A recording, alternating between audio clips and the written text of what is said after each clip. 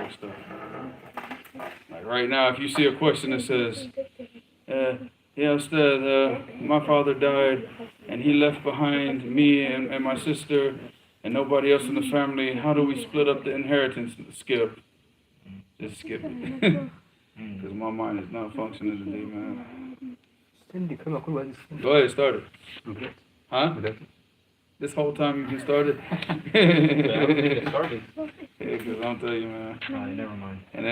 And my mother, she goes and tells me today, after all my life, you know what she tells me? She said, oh, by the way, you can't drink milk. I'm like, dude, I'm 46 years old, you're just not telling me? She said, yeah, when you were small, when you were a baby, every time that we give you milk, you throw it up. You know, you couldn't. I was like, now you tell me this, Mom? Now, after all these years of ice cream destroying my health and cheese and not now, I said, couldn't you have told me that 24 years ago? And it's like right now, even like, okay, I'm sick right now, man. Huh? But this is like from... It's just deep. أقول للسيف يمكن يفتح الباب رقم أدوار تسعيناتي ما عادي عايشتي ما فيش ماء عادي كلهم مثلج حبيبي وفي هل في ماء عادي وفي بس هذا اللي روبرت يطرحه حتى يجمد هو يشتي خذ تعال خذ هذا جديد أنا فتحت على هو تمام خذه أنا عندي هذا أنا سأشرب هذا خلاص سأشرب ثلج عفوا مرة ثانية جيب ماء معك That's why I'm opening it over here. إيش قلت؟ أنا جبته طيب أنا تبي اثنين مرة ثانية.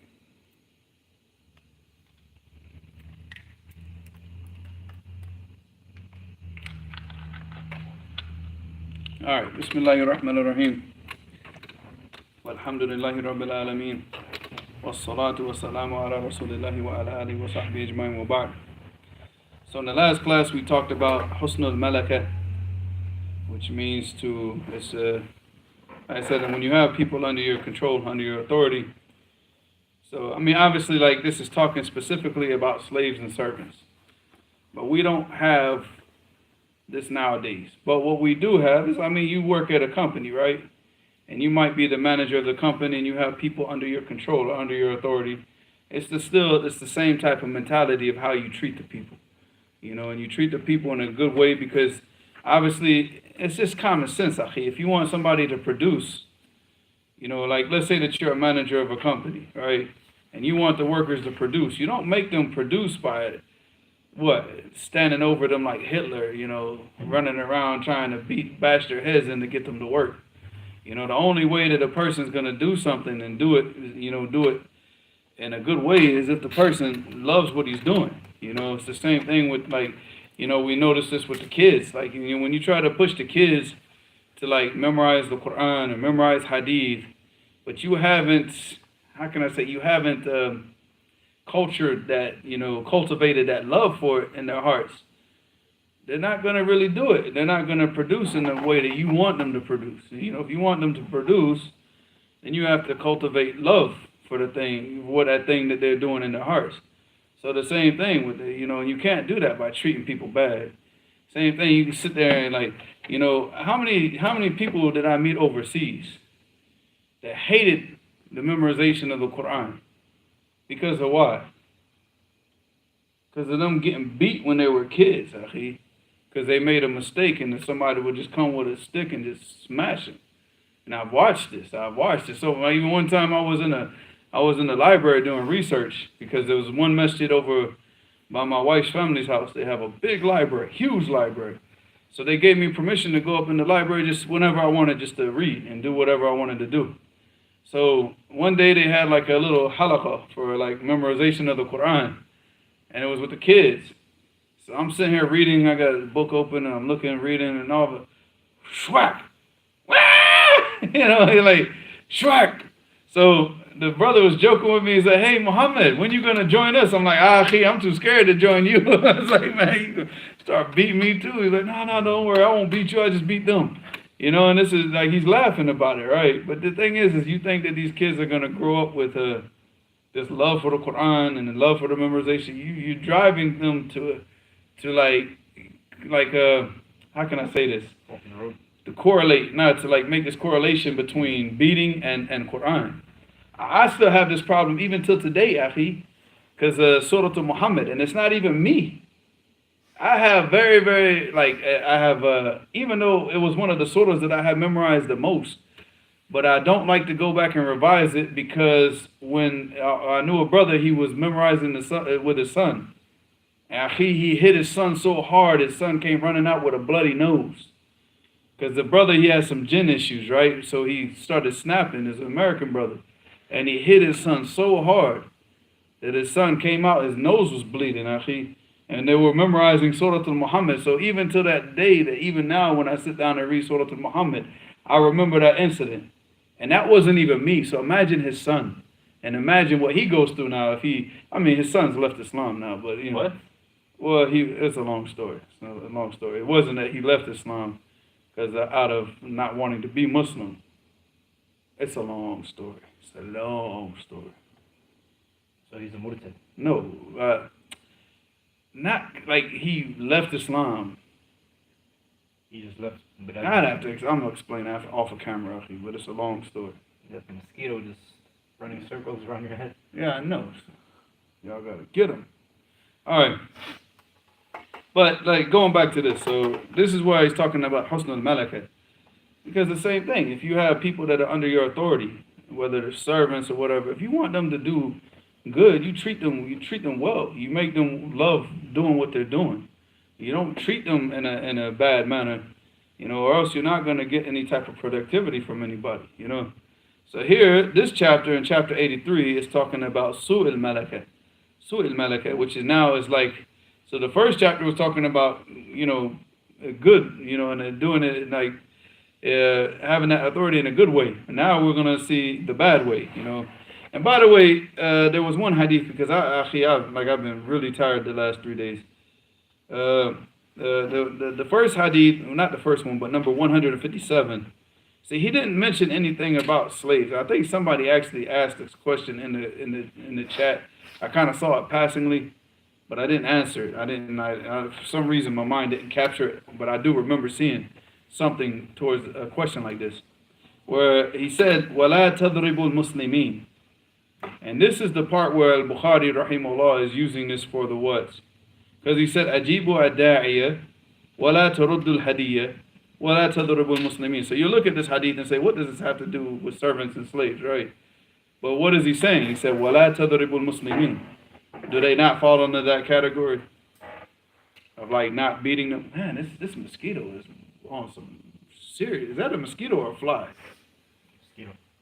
Nah, it looks like a fly. It's not moving like a mosquito. Because a mosquito is too small. You're not going to be seeing it 10 feet away. That's a fly. Somebody go get one of those advertisements from the supermarket. What's the light bulb? You know the advertisement from the supermarket? You roll them up, and for some reason, I don't know why, but boy, they can't hear those advertisements. Schwack. Yeah. All right, so Bab Su'il Malaka. So now this is the bad. This is the opposite of the Husn al-Malaka. This is now the bad way of being in these positions. All right, so he said, Hadathana Abdullah ibn Salih. We have taken Abdullah ibn Salih so many times. What's his hal?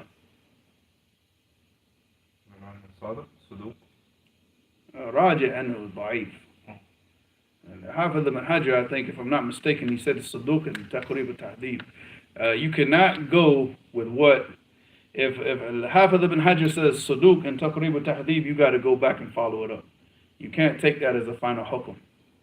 If he's like Thiqatun Imam, or if he gives a Jarh Shadid, but if he says Saduq, you got to go follow that up. You can't make a hukum on a hadith based on what Hafiz ibn Hajar said in Taqrib. Why is that? Well, why would that be? Because that's his opinion. Oh. You got to go back and he's taking, that means if he's saying Saduq, that means generally there's ikhtilaf in the person. And you got to go back and look. So with this guy, Abdullah ibn Salih, there are different juruh. And you got to go back and see what that jarh is. And he's got a jarh mufassara, where they've actually gone and said, no, his hadith is not accepted. Because blah, blah, blah, blah, blah. Alright, so, khalas.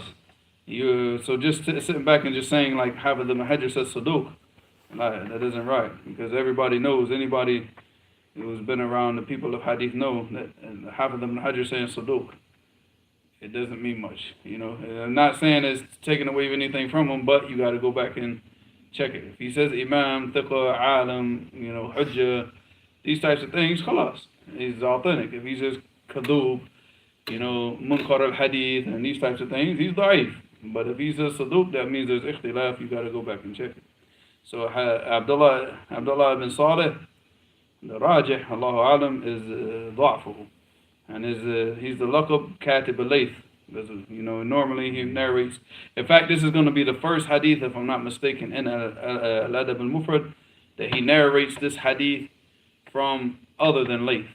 Now, Al-Hafiz ibn Hajar was on the opinion with Abdullah ibn Salih that he's da'if, except if one of the Imams narrated hadith from him. So Bukhari or Muslim narrated the hadith from him, he would accept it. And that's why he says Saduq, and Allah knows best. But that was his opinion. That doesn't mean we have to take it. The Rajah is that he's da'if. Alright, so قال حدثني معاوية ibn Salih al-Hadrami and عبد الرحمن ibn Jubair al-Hadrami عن أبيه جبير ibn Nufayr عن أبي درداء ما شاء الله. Jubair ibn Nufayr is thiqatun mukhadram. And what do we say mukhadram means? I keep forgetting because I keep asking y'all questions and y'all look at me like I'm Looney Tunes. So at least maybe I can get answers in the chat. I'm supposed to be the tired one, man. I was the one that woke up today like, man, can I just skip today completely? Mukhadram, what does it mean? Yeah, I think we just took it in the last class. You serious? Are you serious? I wasn't here I think for we it. just took it in the last class. The last class? I wasn't here. Alright, let me see what these people saying. You lived in the time of the Prophet. Nah, don't go stealing that. I can see this now. Stealing answers from people in the chat. Gashash. Yeah, man, Ghashana, Laysa minna, Yeah, there's a person who lived in the time of the Prophet ﷺ, but he didn't meet him. He was a believer, and he lived as a believer in the time of the Prophet ﷺ, but he did not meet the Prophet ﷺ. Alright, An Abi Darda radiyallahu anhu, أنه كان يقول للناس, he used to say to the people, نحن أعرف بكم من البياطرة بالدواب. He said that we are more cognizant of you than al-bayatira. Al-bayatira is like a veterinarian, like a animal vet for animals, for like riding animals. Huh? Yeah. You know this word. MashaAllah. You knew this from before? Huh? When he was a child, he saw it in a cartoon, so. What was it? What was the word again? Al-bayatira. You don't see the hadith? Alright, so this is alladhi yu'alaj al-bahaim. Alright, so he's a veterinarian. But he specifically works with al-bahaim, like Livestock. Yeah, livestock. Goats, camels, and cows. So he's saying that we know you guys better than a veterinarian knows the animals, which means he knows the people very well, right? He said, قَدْ عَرَفْنَا خِيَارَكُمْ مِنْ شِرَارِكُمْ. He said, we know the good from amongst you from the evil from amongst you. أَمَا خِيَارَكُمْ, as far as the good from amongst you, الَّذِي يُرْجَى خَيْرُهُ وَيُؤْمَنُ شَرُّهُ. He said, the good from amongst you are the people that you have hope for his good, but you have what? And you're secure from his evil.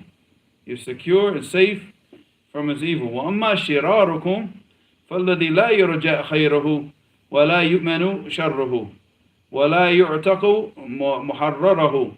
So he said, and as far as the evil from amongst you, he's the one that you have no hope for his good, and you're not secure from his evil. You have no hope that he's going to do any good and you're not secure from his evil. And وَلَا يُعْتَقُ مُحَرَّرَهُ, and the one that he frees is not set. He doesn't set the one free that he is what? He's free. And like he'll free him, but then he'll keep him. You know, so that's kind of evil, right? So imagine like the person who's like captive. He goes and he spends the money, but he still doesn't. He buys his freedom, but he still doesn't set him free. You know, or even tells him that he's free, and he doesn't set him free. He keeps him. So he said that these are from the evil from amongst you. This hadith is da'if, except for there is a shahid for the first part, except for with that last part. وَلَا يُعْتَقُ مُحَرَّرَهُ, that last part about the slaves. Everything else has a shawahid from a hadith in the Musnad of Imam Ahmed with this wording, so it is authentic. But not that last part, no. The last part, there's no shawahid for that. So the first part, authentic. All right, حدثنا إسام ibn Khalid, and that's why Shaykh al-Albani, when he spoke about this hadith, he said it's sahih لغيره. All right, because the hadith that has this wording is sahih, except for that last wording, without the last wording. What did he say? What did he say there? صحيح الإسناد موقوفا وقد صح عنه مرفوعا جملة الخيار والشرار دون الحفظ. Yeah, without that last part. Yeah, so it's authentic, going back to the Prophet sallallahu alaihi wasallam without that last part.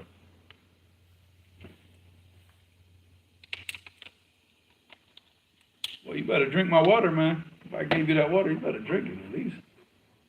All right, hadith number 160.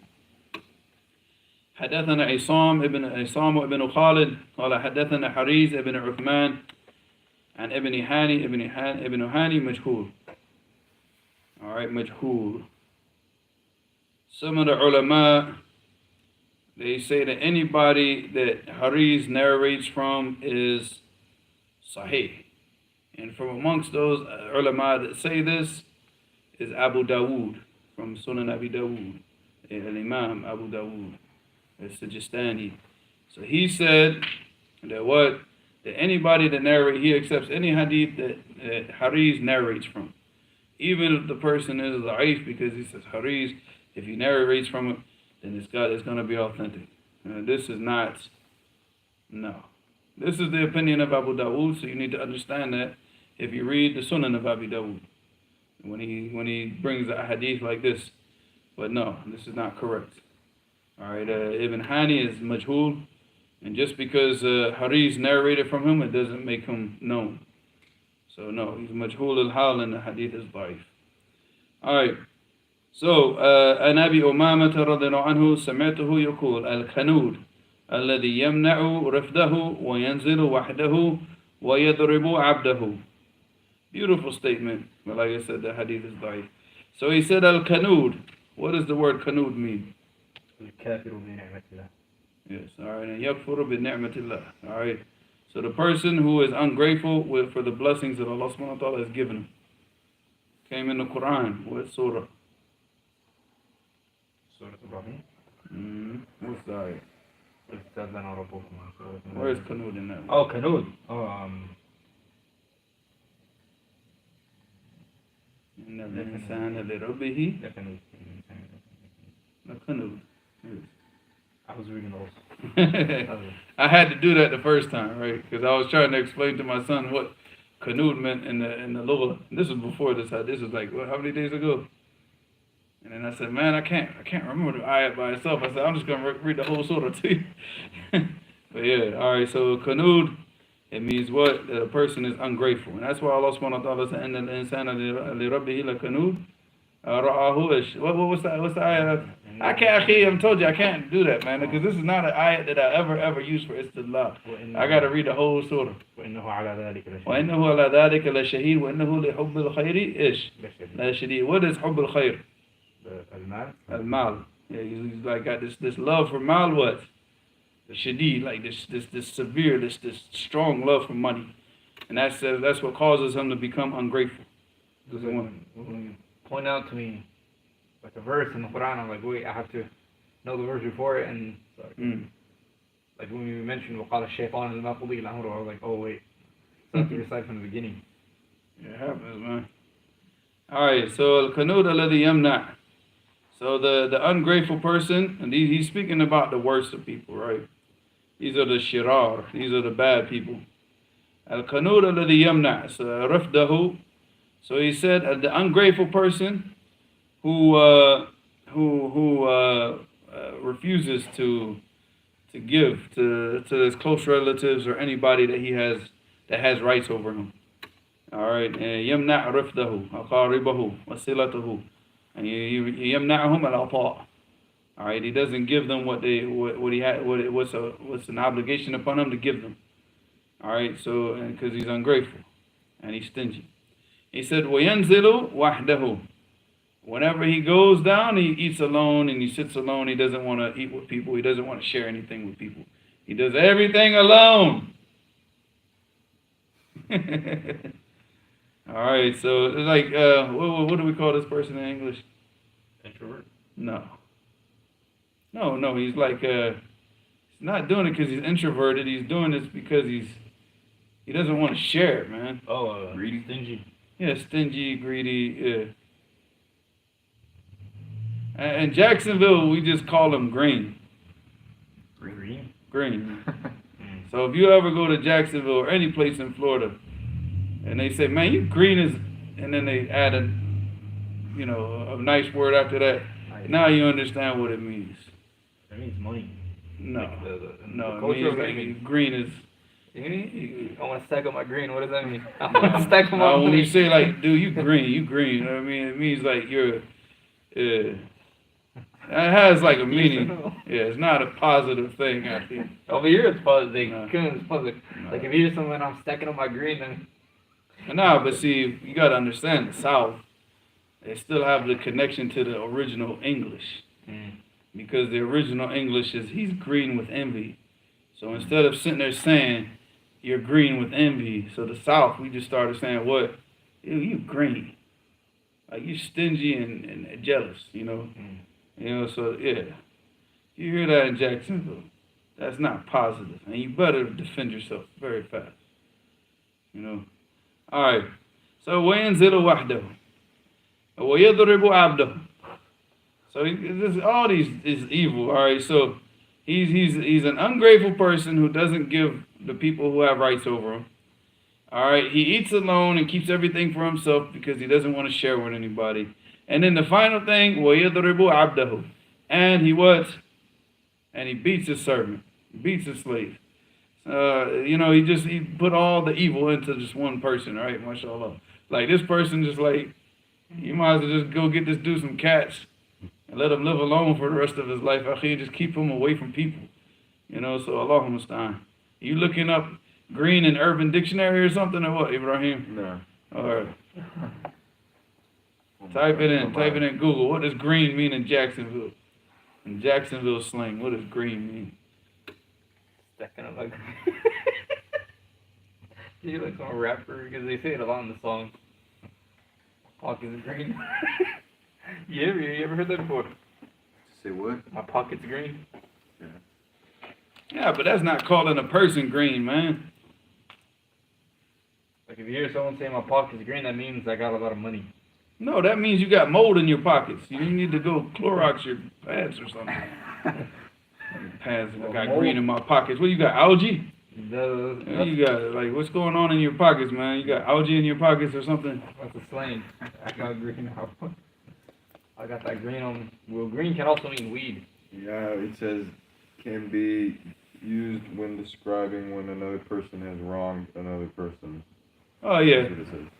No, yeah. I mean, it got a lot of uses. Or it says, Like, if you do something wrong to me, yeah, I could say that. or Man, you green, Akhi, you green. another like, definition says, or it means that you're dumb as, and then a next word after. that's another meaning, too. That's used for, like, the young people. Yeah, when you're using, like, for somebody who doesn't have a lot of experience in life and he's just stupid, so he's easy, like, he's gullible, you say he's green. But that's used throughout the English language. Like, to be green is something that means, like, to be new to something. Yeah, it said that too. Yeah, that's. But I'm just saying that's everywhere. Yeah, in America, they say that. All right. All right. So now, hadith number 161. حدثنا حجاج ابن منهال قال حدثنا حماد بن سلمة عن علي بن زيد and Sa'id ibn Musayyib. There should be a ha right here, right? There's not a ha, but what he's about to do is he's about to bring another chain of narration for this. That's one chain. Then he's going to go back to Hamad, and this is going to be a different chain. So then he said, وحماد ابن سلمة عن حبيب ابن معلم وحميد الطويل عن الحسن البصري أن رجل أمر غلاما له أن يسنو على بعير له فنام الغلام فجاء بشعلة من نار فألقاها في وجهه فتردى الغلام في البئر فلما أصبح أتى عمر بن الخطاب رضي الله عنه فرأى الذي في وجهه فعاتقه. Alright, so here, this chain, it's got two illas, and I think, if I'm not mistaken, Shaykh Al-Albani, what he said, ضعيف. ضعيف الإسناد الحسن وهو البصري لم يدرك عمر. Yeah, but that's for the second chain. The first chain, gotta get this ice down so I can drink.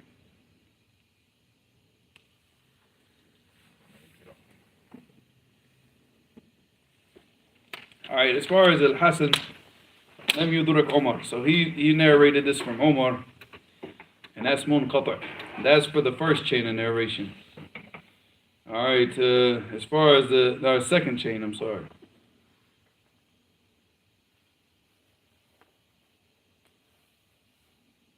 The first chain is, if I'm not mistaken, it goes back to Ali ibn Zayd. I didn't write anything here, but I believe, if I'm not mistaken, it goes back to Ali ibn Zayd. Like, all the chains of narration for this are weak, but they're not very severely weak. And then you also have Abdul Razak al-Sanani in the Musannaf. He also narrated the same hadith from a different chain of narration. It's also weak, but it's slightly weak.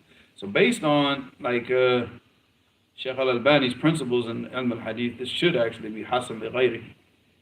You know, with the chains of narrations and the fact that the chains are not severely weak, then this should go. And in fact, the chain going back to Al-Hasan, even though Al-Hasan doesn't narrate from Omar, but everybody else in that chain of narration are all thiqah. And if you take all the chains of narration together, then it actually, you know, you could actually say for this narration that it's Hasan al-Ghayrihi based on all the different majmur' turuq. And Allah knows best, because those different turuq, none of them are like shadid al-daf. They're all very, very small issues of weakness. Alright. The biggest issue right here is the only issue is that Al-Hasan didn't hear from Omar. But to the hadith, he said, أَنَا رَجُلًا أَمَرَ غُلَامًا لَهُ أَنْ يَسْنُوَ عَلَى بَعِيرٍ. So a man, he ordered his ghulam. Ghulam here, it means like, the ghulam is used for a person, for a young child who hasn't reached the age of puberty. He's about to reach the age of puberty, but they generally use this for those young children that were servants. Alright, but not in all cases. But in this case, the child was what? He was a servant. So he commanded the child, the boy, to do what? And yasnuwa ala ba'irin lahu. To go out and get the water while he was on his camel. He was on the camel, but he told him to what? To get the water, for the drinking water, while he was on the camel. Fanam al-ghulam. But the boy fell asleep. He fell asleep. Sounds familiar, doesn't it? Maybe I should do to you what he did to the boy. So watch what he did, Saiful. So he fell asleep. فَجَاءَهُ بِشُعْلَةٍ مِّن نَارٍ. So he had like a fire, like in a candle or something, and he took the candle of the fire and he threw it in the boy's face. Alright. So the boy is asleep. His face, he could feel the fire on his face, because obviously the melting, the fire and everything. So he jumped up and he jumped into the well, because remember, he's at the well, and he told him to go ahead and get the water while you're on the camel. All right, to do this while you're riding the camel. So he jumped into the well. All right. So it said, فَجَاءَهُ بِشُعْلَةٍ مِّن نَارٍ فَأَلْقَاهَا فِي وَجْهِهِ. He threw it in his face. فَتَرَدَّ الْغُلَامِ فِي الْبِئْرِ. And then the narration in the Musannaf of Abdul Razak al-Sanani, rahimahullah, he said, فَأَلْقَى نَفْسَهُ فِي الْبِئْرِ. That he threw himself into the well. Alright, فَلَمَّا أَصْبَحَ. So when they, the next morning, they went to the Umar bin Khattab, he came, and he saw what happened. He saw the boy's face, and immediately he freed him. He said, "You're free." He didn't even ask the guy, or nothing. He freed the boy immediately, based on the evil treatment that he got, because it's not, this is a transgression, and this is not the this is not the this is not the manner that you treat somebody. Imagine that you tell him, he's a young child, he's a young boy, like 12 years old. You tell him to get water while he's on a camel, and he falls asleep, and you go and you take fire and you throw the fire into his face. So it's not appropriate treatment. So once Omar saw that, he freed the boy. He gave him his freedom. So mashallah. So yeah. Any questions about that? About that? No. Well, that's what the questions are originally supposed to be for. Well, it is. The chat's not that busy, just because school just started recently in California. I don't think anybody in this chat right now is in school. And also in America too, so maybe they have to take care of their kids or whatnot. من المسلمين الحمد لله رب العالمين says, is it true that if you tell your plans or what you're working on, it can ruin them? No. I mean, not just because you told them. But if you really want to be successful in your plans, don't tell anybody. Keep it to yourself and just do it. Write it down and keep it for yourself. Same questioner says,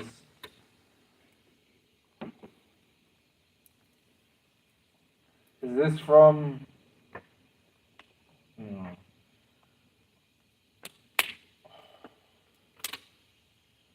a woman falling under kasiyatun ariyatun? Is this from the major sins?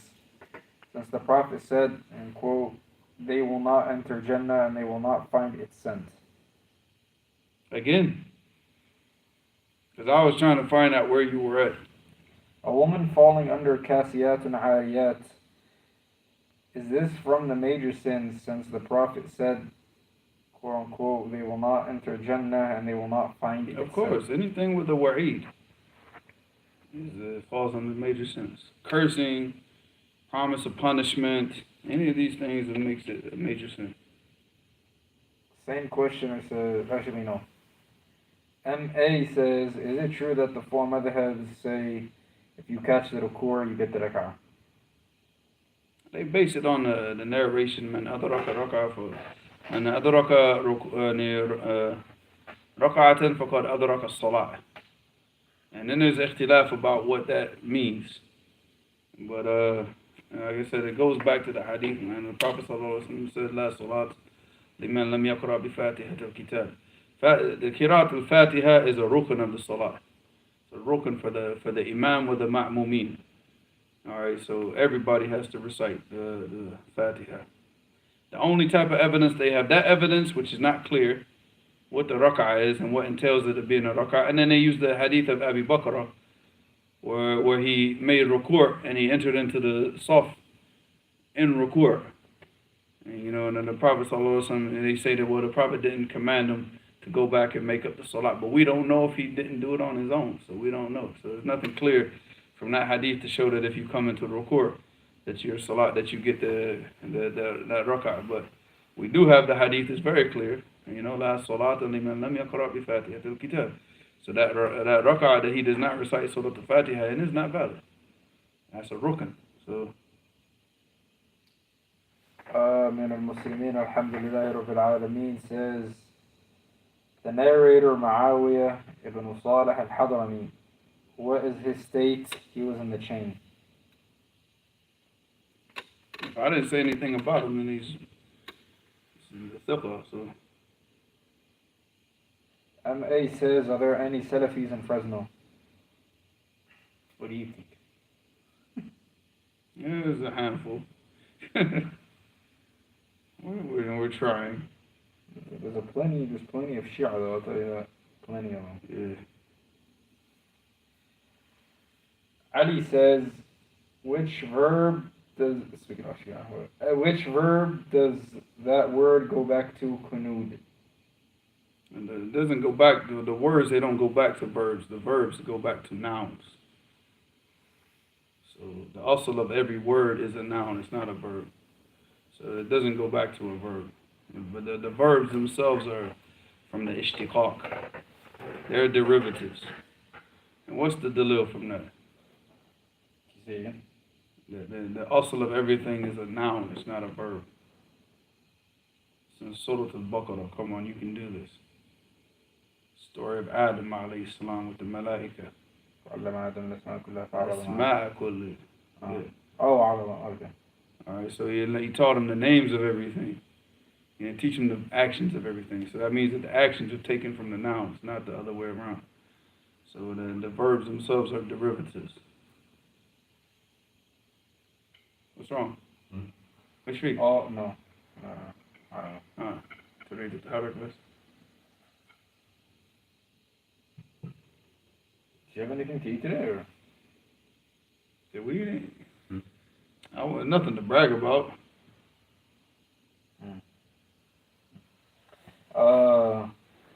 MA says if you move to New York, you're gonna have a real tulab sitting in time ders.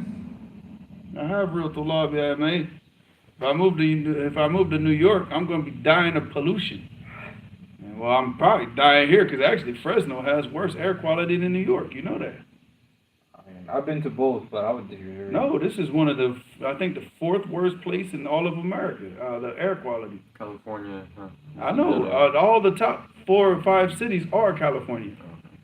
I think Bakersfield. Look it up. Look up what cities have the worst quality in America. So I went from the best air quality to the worst air quality, and people keep wondering all the time, why is he sick so much? Because y'all polluted me, man. I was sitting there on rivers and oceans and nice air quality in Jacksonville.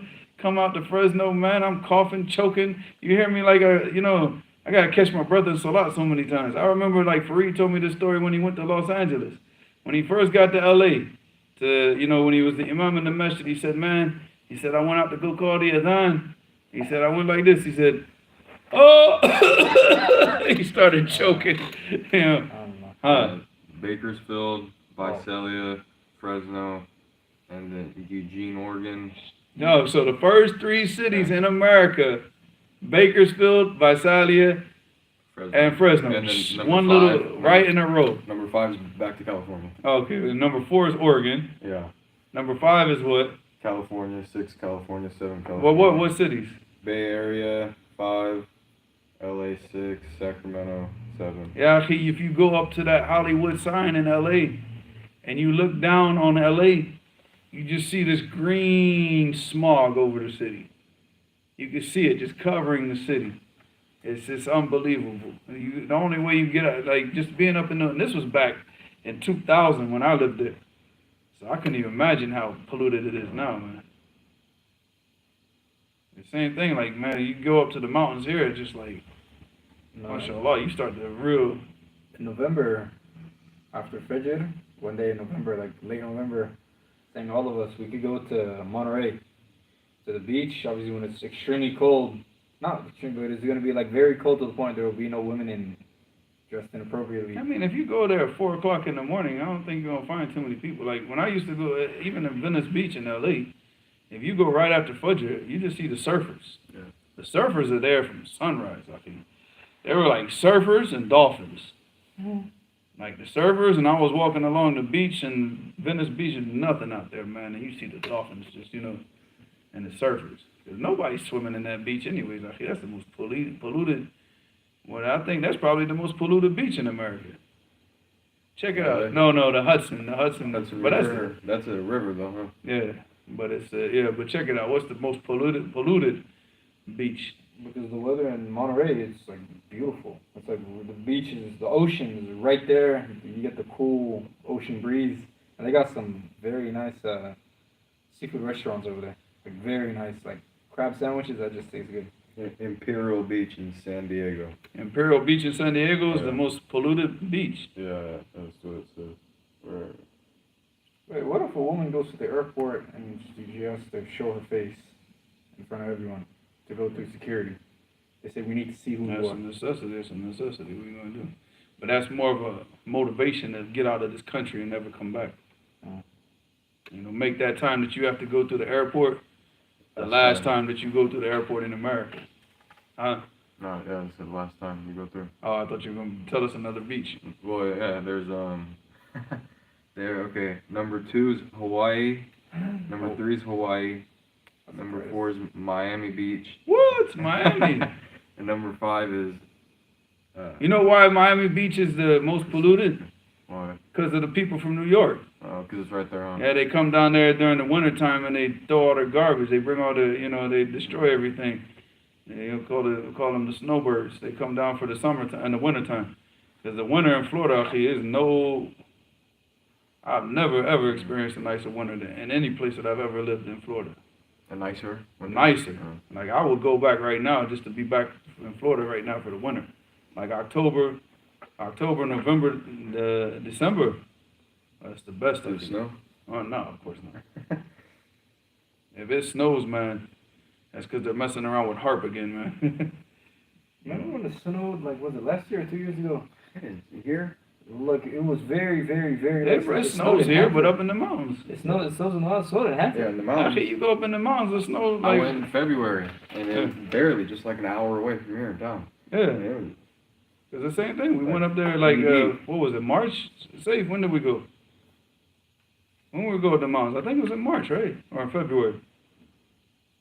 Yeah, last year. This year we went there. We're down here in Fresno. It's just, cool. Then go up in the mountains, and next thing you know, we're like knee deep in snow, man. It's crazy up here. Abu Dujana, I don't know what that is, but makes his students memorize a new hadith every day with the chain of narrators from Sheikh Muqbil book, Laysa fi Sahihain. Which one? Because he's got 2 books. The Jami' Sahih, and he's got the Sahih Musnad, and both of them are Laysa fi Sahihain. So,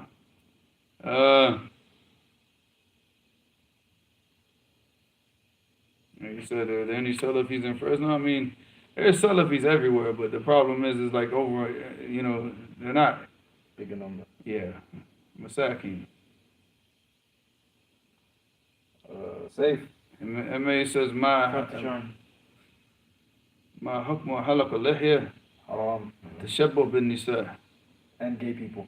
Huh? And gay people, and Yahud, and Nasara. Yes, it's imitating women. That's enough. If you're imitating women.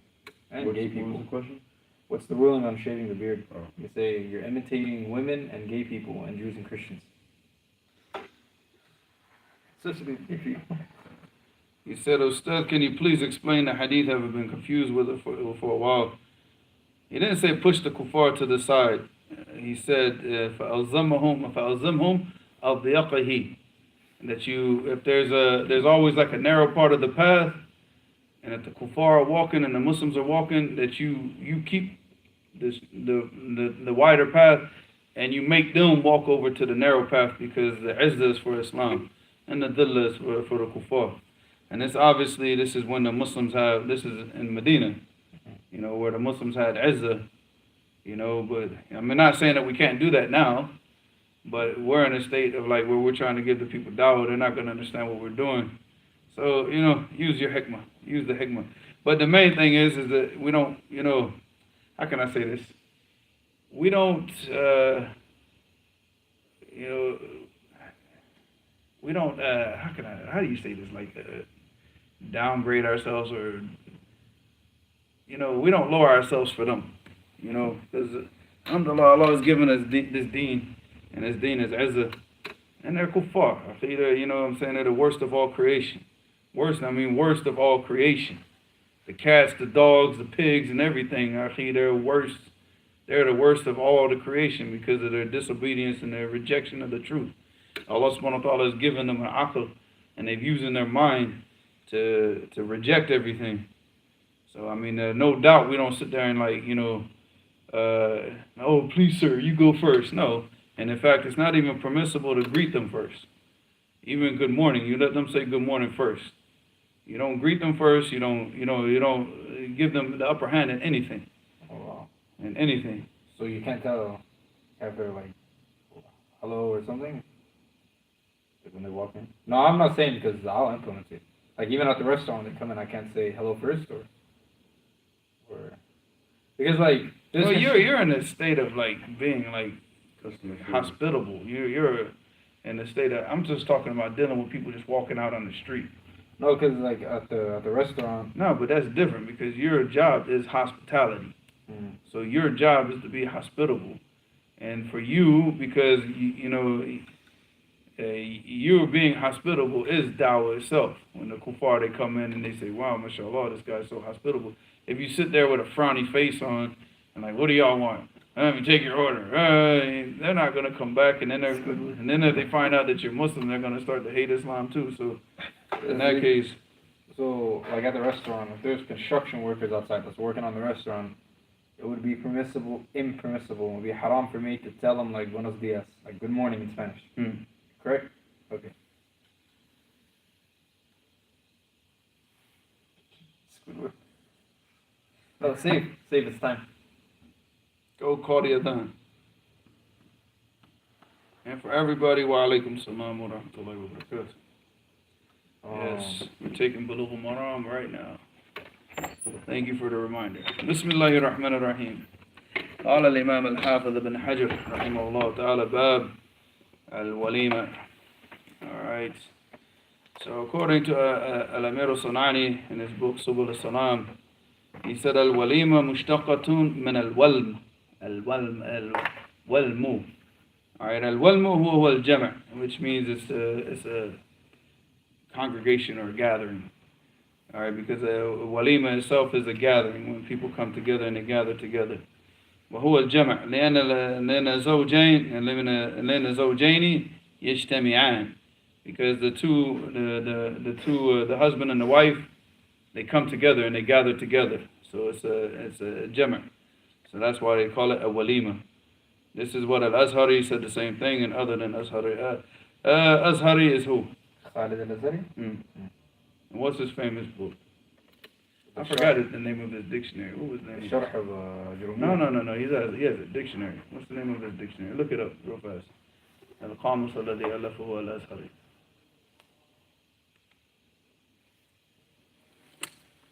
Because he had an interesting concept about the words. And he wanted to see if there was a connection. Like, for example, if you had the words like dhahaba, and you switch the letters around, like dhahaba, hadaba, I don't know if there's a bahada, but and you wanted to try to find a connection between these letters being connected, because you had one book is called Maqayis al-Lugha. All right, so hold on. So the Maqayis al-Lugha, he took the root word and he said that the root word has this meaning. So like, for example, kataba, he would say that the asl of this root word, it means what? Al-jama', to gather things together, because writing, you're gathering words together. You're gathering sentences, you're gathering words, and you're gathering abwab, and you're gathering. So he said that the asl of this word is what? Al-jama'. And he says that every word that comes from this root word has this meaning in it. Khalid al-Azhari took it a step further, and he said that this root word has the meaning, and he wanted to find similarities in the meaning, even if you interchange the haruf. So if you had, like, for example, kataba, and what if, I don't know, what other word if you flipped it around, bakata, or something like that, would it have the same type of word, like I said, like dhahaba, hadaba, the similarities. So he tried to do that. I don't think he really was successful in it, but what's the name of the book? No, that's a nahu. What's the name of his qamus? Search it up in Qamus Khalid al-Azhari. No, Muwassal al-Tulab is a book in nahu. That's an explanation. No, he has the Arab al-Balfiyah. He's got Muwassal al-Tulab. He's got an explanation of al-Ajrumiyah. Alright, but he's got a qamus. Is it موسعة اللغة العربية? What is it? Is it موسعة اللغة العربية? Well, I've not even seen it in so long, actually, I can't even remember what the name of it is. المكتبة الزيدية. Check the comments and see if anybody's writing it in the comments. My phone is slow, man.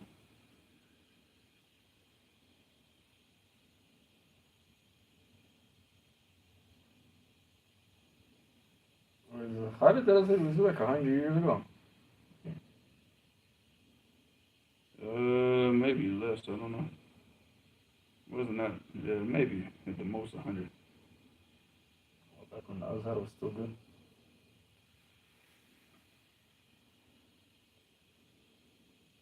Alright, Kutub Khalid al-Azhari, let me see. You went from Azaydiya.com. No.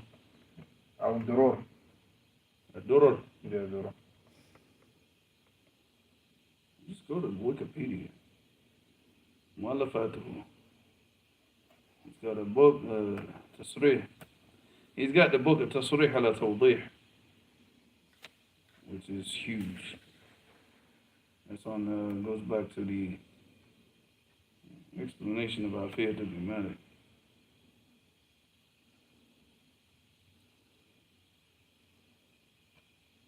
He's got an i'rab of the Kafir of Ibn Hajar. I've never seen that before.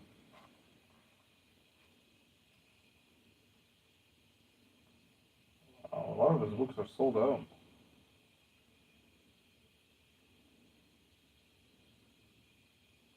Was he like a alim in Nahu? Oh yeah, huge. I'll check it later, inshallah, because it might not have been him. But he might have done the tahqiq or something for that specific book. I'll check it, inshallah. But it was another dictionary like that. But alright, so anyways. So he said, well, huwa al-jama'. So that's the asl of the meaning. The verb that you take from this word, from al-walm, is awlama. Awlama yulimu, which means to do what? To have a walima. And he said, after that, Amir al-Sunani said, وَتَقَعَ عَلَى كُلِّ طَعَامٍ يُتَّخَذُ لِسُرُورٍ حَادِثٍ. So he said that the word awlama is used for any, it began to be used for any type of food that you have, that you give to people for any type of happy occasion that just occurred, like a new happy occasion. All right. He said, well, walimat al-urs, ma yuttakhadu and al-dukhuli wa ma yuttakhadu and al-imlak. All right, because it doesn't have to be, you don't have to have the walima before, huh? Certainly. What? I'm I'm reading from the notebook. And I was looking the same. I was like, All right, so that the walima is used in ma yuttakhadu and the dukhul. All right, this is now when you have your wife and you got married, khalas. Wa ma yuttakhadu and al-imlak, and when you take her, like you take her away from her family. All right, because generally back in the days, especially in the time of the Prophet sallallahu alaihi wasallam, they used to have the walima after the marriage, not before. Not the way that the people do it nowadays. The walima was done after. All right, which makes more sense because the person is happier. I'm not happy, dude. You going and having the walima for me before the marriage? I ain't got nothing yet. Like, what? You know what I'm saying? I'm like, I haven't seen her yet. I haven't been with her. I haven't sat down with her next to her. She hasn't cooked me a meal. Like, I haven't gotten anything from this marriage yet. You know what I'm saying? Nothing. And you want to sit here and have a walima for what? Like, I'm not happy yet. I'm going to be happy when she's in my house and we're together. So that makes more sense to have the walima after you've gotten together, after the marriage has been finalized and consummated. Then you have the walima, because then you can see the happiness on the person. What are you going to see in the walima before? You're going to see nothing but nervousness. You're going to see the most quiet person at the whole walima is who? The groom, the guy getting married. He's the quietest person because he's nervous. He doesn't, he's like, oh my God. But now if you go and you let him get married, take his wife home, enjoy a couple of days with her, then you come back and have the walima, oh man, he's going to be he's going to be like lighting the place up, akhi, How many animals do you have to slaughter for a walima? How many animals? No. You're thinking like a Yemeni. Well, aren't we supposed to slaughter an animal for the walima? No, who said that? No, because remember I asked you in Ramadan, I said if someone wants to slaughter a beast to sacrifice, and I mentioned for the Eid, and you mentioned aqiqah and walima. Remember I asked you, so. That's for the times that the people do it, but it's not necessary. Oh. But based on the customs of the people, yeah, if you go back to Yemen, you're going to have to slaughter. You're going to have to, because those are the customs. If you invited people to like some vegetarian diet food, they're going to hate you and you're going to be the talk of the town, akhi. Vegan patties. Yeah, they're going to be like, what's this guy, man? And he's the most stingiest person. invites us to salad like we're a bunch of rabbits or something, yeah, they're gonna be angry, man. Like, you know, these California boys, they come here and want to turn everybody into a vegan. You know, In Walima, you could bring any food you want, right? whatever is easy for you. Whatever is easy for you. And can other people bring food to the Walima too? If they want. Nothing that prevents it. They want to help out. It's nice. Alright, so the walima, so I already spoke about this. يجوز أن يكون قبل الدخول أو بعده. So it's permissible to be before he takes his wife or after, either one. And the things that people need to be wary of, especially when dealing with the walimas, you know, amongst, even whether it's in America or even in the Muslim countries. Number one, al-ikhtilat. This is not so much of a major issue in Yemen as it is in Yemen and Sardinia. I didn't see this as being a major issue. It's like something like Egypt, Pakistan, Somalia, other countries like that, Indonesia. It's more of a major issue of mixing, free mixing. Huh? In Indonesia. Huh? In Indonesia, you said. Yeah. Yeah, in Indonesia, when they get married, they bring the girl and the husband in front of everyone. And then they say, you know, then they do the nikah right there. And the girl's in an all-white dress. So I'm like, subhanAllah. You actually have to be a man. No, but they do this in a lot of countries. It's not just Indonesia. So the issue of al-ikhtilat is a major issue. An issue of music, another major issue. The issue of a taswir is probably the most major issue, because this is probably the biggest of all of these sins. The most major of all these sins, and it's the one sin that the people take lightly the most. Take pictures of everything. So, and that's the biggest of all these sins. Bigger than the ikhtilat, bigger than the music. The other thing is like just the smoking, the shisha, and things like this. Yeah, the qad, you know, and of course the israf.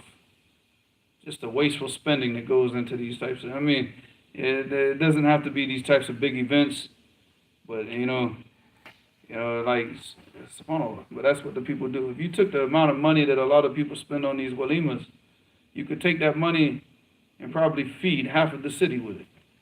You could feed half the city with that money, just like on a basic, just handing out rice and beans and stuff like that. You could probably hand it out to like half the city or more, just off of that one walima. And so much food gets wasted, and they spend so much money bringing like singers and bringing, you know, because like you know, in Yemen they got to get these professional flute players, they got to get DJs. They got to get these people to do the drums, you know. So and they want to get like these big name people to come to their walima, so they end up spending so much money just to get this type of stuff. And then you look at like what they do in Saudi, it's even worse. They'll go and sit there and slaughter a whole camel, eat for like 3 seconds, and just toss the food out. All like a plate like about this big just gets wasted. You know, nobody even eats it. In fact, they don't want to eat it because it shows that they, you know, how can I say this? You don't have food at your house. Yeah, you know, if you go there and just start eating, it's like an ape. You know, because I remember like one time when it wasn't even a walima, akhi. It was just a sulh. Like there were two tribes that were fighting in Saudi Arabia. And I was with the prince that, you know, one of the two princes that you did the TV show with. They're the ones that came and brought these two tribes back together and to stop them fighting. So they invited the princes to dinner. They said, okay, we're going to celebrate because we have a sulh. We have, you know, we have peace between us, and you know, they helped us achieve this peace. So come, you're invited to dinner. So I was with the prince on this plate, right? And this plate was bigger than me, akhi. I could have put my whole body on this plate. It's just all camel meat, akhi, stacked up like this high. Like this high. It was camel meat. It was, what do you call that? Pine nuts with rice and everything. And I'm like, dude, I've never seen this food like this. Man, I started eating like I was like, you know, like a hungry, you know, just like a starving homeless kid, man. I was eating. And then I noticed like when I turned around, I was the only one eating. And because I was at the same plate with the prince, he wanted to get up and wash his hands. He couldn't leave until I finished. So he looks at me and says, are you hungry? I said, man, this food is good. He's like, can you hurry up? I was like, because I was embarrassing him. And I was like, man, come on, man. I'm never going to get a chance to eat this food again. Man, come on. But that's it. Wallahi, we probably, he took like 2 or 3 bites. That was it. Man, I'm sitting there eating. I'm like, wow, this is like camel meat. I'm ripping that thing off. I'm like happy to go make wudu now. And then what? I go to leave and I just see all these plates of food. I'm like, come on, man, y'all are sick. This is sick. But it's just this type of wasteful. And this wasn't even what? This wasn't even a wedding. This was just 2 tribes that stopped fighting. That's it. So this type of like israf, this takes the barakah out of everything. All these types of sins, they take the barakah out of everything. And then the people wonder why their marriages have so many problems. Because you started off in disobedience to Allah. You started off chit-chatting on the phone, doing all this other than sending pictures back and forth and doing all these other types of foolish acts of the things that aren't permissible without her father's permission. And then you start off on the wrong foot anyway. You already started off what? In disobedience to Allah. You expect a marriage to be fruitful? If you want a marriage to be fruitful, you started off in obedience to Allah and patience. Be patient. You be patient, Allah subhanahu wa ta'ala puts barakah in the marriage. You want to act crazy, you want to be mustajil, get everything in a hurry and enjoy yourself, do all this type of stuff, then what's going to happen? You're going to have nothing but headaches and problems. Read the last comment. I ain't read no comments right now. I'm going to read the first hadith. عن أنس بن مالك رضي الله عنه أن النبي صلى الله عليه وسلم رأى على عبد الرحمن بن عوف أثر صفرة فقال ما هذا؟ قال يا رسول الله إني تزوجت امرأة على وزن نواة من ذهب قال فبارك الله لك أولم ولو بشاه متفق عليه ولفظ لمسلم. Alright, so here Anas ibn Malik radiallahu anhu, he said that the Prophet sallallahu alaihi wasallam saw ala Abdul Rahman ibn Auf atharat al-sufra. The sufra here is from a za'faran. Now the ulama, they differ about this because he had the discoloration on his finger. Alright, does this mean that the man is permissible for him to go and put za'faran on his fingers to show that he's been married? No. No, it's not permissible. This is permissible for the women. So what's the issue here then? He saw this on his hands. And he didn't make inkar on him. He didn't say, hey, what's this? He didn't ask him, he wasn't asking him what's this on his fingers. He knew what was on his fingers, but he was asking why. What's the occasion? What happened? So some of the ulama say that this was before it was made impermissible, because it became tashabbuh bin nisa, so it became impermissible. Some of the ulama say that it's impermissible to put it on the clothes, but it's permissible to put it on your skin. Alright, which is not the case because obviously it's tashabbuh bin nisa. And other ulama say that it was actually, he got it on his fingers from the girl herself because she was doing it. And because again, the walima is what? After the marriage. So he's already with the girl. She's putting the stuff on her fingers. What they used to do is they put henna and they dye the top of their fingers, and with henna. So he got that on his fingers from her. And Allah knows best. Alright, whichever the case may be, it's not permissible for the man to do this now. Alright, if he does this now, it's considered imitating women. It's not permissible. And that's from the major sins. So he said, فَقَالَ مَا هَذَا? And like I said, he said, مَا هَذَا? He's not asking what this is. He's asking what the occasion for it is. So this is not inkar for that thing on his fingers, but it's asking him like what? Istifsar or istikhbar, asking him about what's the occasion.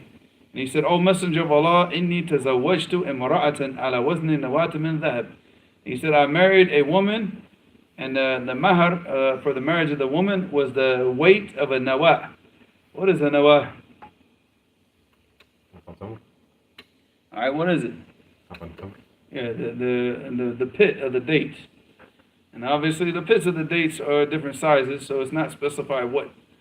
So the ulama sit there and say, well, it's this weight, it's that weight. No, it was the weight of a nawah. Because if you look at the sukari dates, they have a fatter nawah. And if you go to like these majul dates that they have in California, you see it's real skinny. That's not going to be a lot of dhahab. The sukari one might be a little bit more, but the point is it's like, they say like rubu' dinar of dhahab, like a quarter of a dinar. That was the amount of gold that he gave her. Alright, and he got married with this amount of gold. Qala فَبَارَكَ اللَّهُ لَكَ. And this shows the virtue of making dua of barakah when a person gets married. All right, and of course the Prophet ﷺ, when he used to meet the person after they got married, what was the dua that he made for them? Barakallahu lak. Yes. All right. So he used to make that dua for the people, and we've already taken this hadith, right? So after this, he said, "Awlam walau bishah." He said, "Have a walima, even if it's the only thing that you have is a sheep." All right. If this is the way, basically, like do the walima with whatever you have, even with the least amount that you have, and do it. And this shows that what the ulama, they use this hadith to show that the walima is wajib. It's wajib. All right, so different ulama, they differ in as far as like the walima being not wajib or not, but this hadith shows what? Wujub. All right, I can't remember who said this. Oh yeah, it was Ibn Qudama, because the issue was between what Al-Imam Shafi'i rahimahullah, he uses the hadith to show that this is wajib. Ibn Qudama and Al-Mughni, he mentioned what? He mentioned that it's not wajib, that this shows what? Al-istihbab, like it's beloved. It's good to do this. But no, as you see from this hadith, what do you see? He said, "Awlam, walau bishah." He said, have a walima, even if the only thing that you can have it with is one sheep. And so what does that show? Does that show wujub? Does that show an obligation, or does that show something that's just good to do? Sounds like an obligation, right? Because it's a command, yes? He said, "Awlam." So anytime that you see the command, the asl of the command in the Arabic language is what? Is a wujub. It's an obligation, and this is from the very basics of usul al-fiqh. So if the person wants to take this out of the wujub, then they have to come with evidence, for taking it out of the wujub. All right. Auf ibn Malik, this dua that the Prophet ﷺ made for him this dua was very much answered. He said, "Barakallahu lak." And they said that, with him, and this is what he said about himself.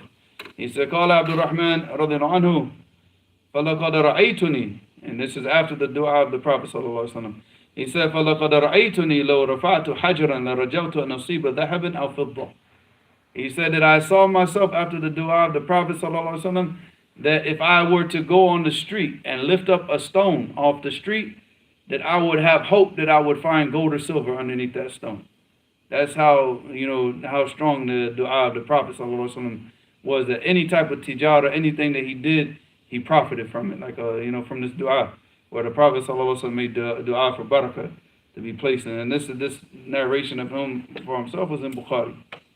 So this hadith is muttafaqun alayh, and this is the wording that's in Sahih Muslim. So yes, the walima is wajib. It's wajib. All right, there's nothing that takes this out of wujub, and that's the strongest opinion amongst the ulama. Again, you go type it in. We're live. I know I'm gonna.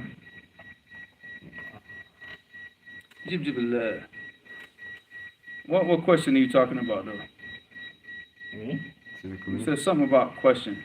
Oh, they said. Talent. Habib Ta. That wasn't a question. It was like saying why do the Arab countries shoot in their weddings? Why do they shoot? The Arab, why do they shoot? No, don't take the phone. Just look at the number. Oktub Hada. That's how they celebrate. But that falls in the israf. And potential murder.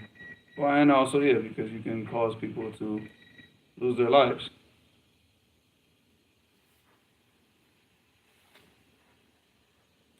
Al-Jakarati said, "Ustad, is it within a woman's right to ask her new husband for a few extra days, perhaps a week or more, before they consummate the marriage? Anything that you agree on before the marriage, that's whatever he agrees to, that's the conditions. But just make sure that you agree on that before the marriage. And even if it's something that you agreed on after the marriage, like let's say that you're a little bit nervous, you constantly you got married and he wants to just take you home right away, but you're like, no, let me just spend a few more days. He should be understanding. he should be understanding with that, especially when it's the girl asking for this and not the family. So I mean that's normal. You know, the man should be understanding and be patient. If you waited that long, you could wait a few more days, inshallah. If the man says no, would she fall under the hadith that the angels will curse her? If she says no, like I mean, if he says no, she has to obey him. If she didn't make this as a condition beforehand, he's her husband now. But I'm saying just the man himself under this type of situation should be more understanding. Because you know, especially when you're dealing with a girl who's never been married before, never been alone with a man like that before, you should be a little bit more understanding. You know, because it's not like, you know, you're just marrying some girl off the street. No, this is a woman who's been raised up in her family's house. It's not a woman, she's not raised up on the streets. She's a little bit nervous and she wants to be around her family, she wants to see her family a little bit, and let her do that.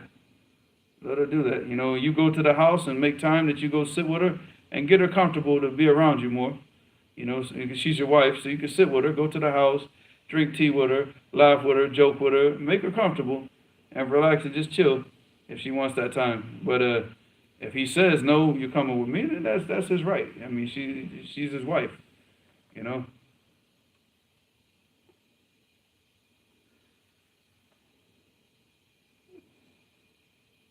It's 9:31. Walima does not mean wedding. Walima is the party that you have to celebrate the wedding. All right. That's it. Khalas. All right, we're going to end this now so we can pray and go home.